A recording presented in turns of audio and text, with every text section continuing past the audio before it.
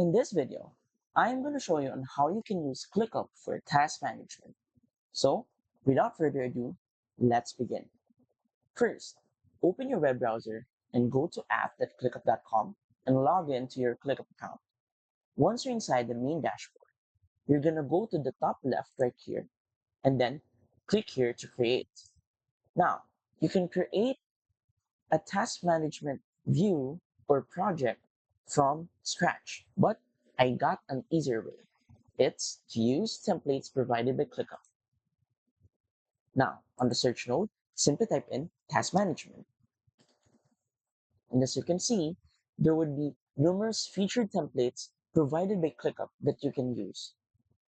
So there is a template description. So simply click on use template. Then what would be the folder name? Put in the location. Then you have the option to import everything or customize import items. For start and due dates, you can import as is or remap the dates. And finally, you can also choose whether to include or not the archive text. So after that, use template. Then wait for a few moments for it to be added right here on your left panel. Once added, it should automatically open.